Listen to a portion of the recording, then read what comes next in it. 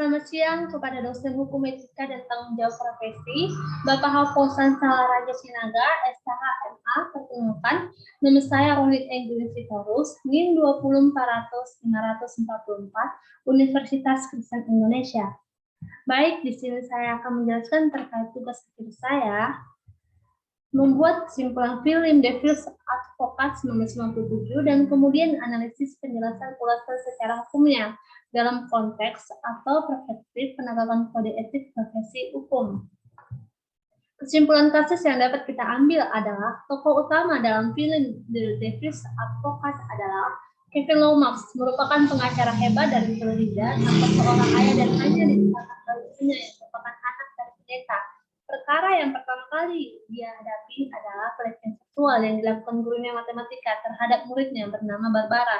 Dari kasus tersebut, gurunya lepas dari segala bukti-bukti. Sekaligus cara melakukan penyampaian pertanyaan Kevin Lomax terlalu menekan dan memaksa, atau membuat tekanan batin si Barbara menjadi kurang nyaman dan memberikan pertanyaan atau penjelasan dari pertanyaan dari TN Lomax.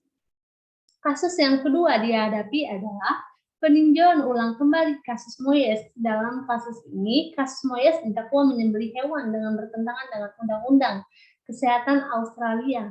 Akan tetapi dalam kasus tersebut Moyes melakukannya dengan tradisi agamanya.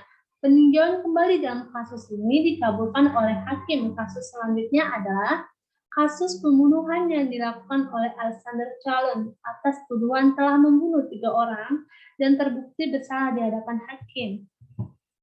Analisis dalam perspektif hukum alur film The Devil's Advocate 1997 secara harfiah, pengacara dalam hukum Indonesia dikenal sebagai advokat. Pengertiannya dapat dijumpai dalam Undang-Undang Nomor 18 Tahun 2003 tentang advokat.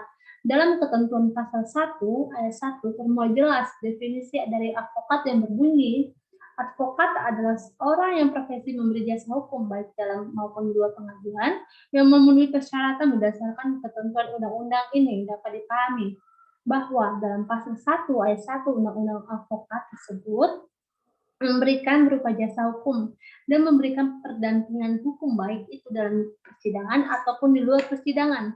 Di luar persidangan maksudnya seperti mendampingi klien dalam proses arbitrase, mediasi, maupun dalam proses pemanggilan dan pemeriksaan polisi. Sebelumnya berlaku Undang-Undang Nomor 18 Tahun 2003 tentang advokat. Secara definisi advokat diatur dalam KUHP atau Kitab Hukum Pidana. Dalam KUHP lebih dikenal dengan penasihat hukum. Pengertiannya dapat dijumpai dalam pasal 1 ayat 13 Undang-Undang Nomor 8 Tahun 1981 tentang Hukum Acara Pidana atau KUHP. Penasihat hukum adalah seorang yang telah memenuhi syarat berdasarkan undang-undang untuk memberikan bantuan hukum kepada masyarakat. Secara pengertian dalam pasal 1 ayat 13 KUHP tersebut tidak memberikan penjelasan secara terperinci apakah dalam permasalahan bantuan hukumnya hanya bisa mewakili klien di dalam persidangan atau bisa juga mewakili klien di luar persidangan seperti hal arbitrase, mediasi, pendampingan klien dalam pemeriksaan polisi. Dari kasus yang dia tangani hampir semua dia menangkan dan pada akhirnya dia menyadari selama ini dia bekerja di tempat law firm hukum hanya memanfaatkan dirinya saja. Bila dilihat kembali sebenarnya kasus yang dia tangani sebenarnya Kevin Lomax selalu membela para tersangka yang benar-benar bersalah. Bila dilihat dari bukti-bukti yang ada, walaupun ada satu kasusnya, menurut pendapat saya dia tepat membelanya, yaitu kasus Moyes. Di mana dalam kasus Moyes dia didakwa atas menyembelih hewan tidak mematuhi aturan undang-undang kesehatan. Akan tetapi dalam perkaranya dia tidak bersalah karena Moyes menyembelih hewan menurut cara keyakinan agama dia. Bila kasus-kasus yang dia hadapi Kevin Lomax kebanyakan tersangka yang benar-benar bersalah, bila dilihat dari bukti-bukti dari kepolisian, lalu misalnya Kevin Lomax tidak membela kliennya bagaimana dalam aspeknya dalam hukum Indonesia untuk melihat hal demikian. Apakah seorang pengacara itu bolehkah membela kasus yang dia tangani? Apakah hal demikian melanggar kode etik? Bila ditelusuri dalam Undang-Undang Nomor 18 Tahun 2003 tentang advokat, tindakan advokat menolak membela perkara kliennya termasuk dalam pelanggaran kode etik atau sumpah seorang advokat, tertulis di dalam pasal 4 ayat 2 Undang-Undang Advokat.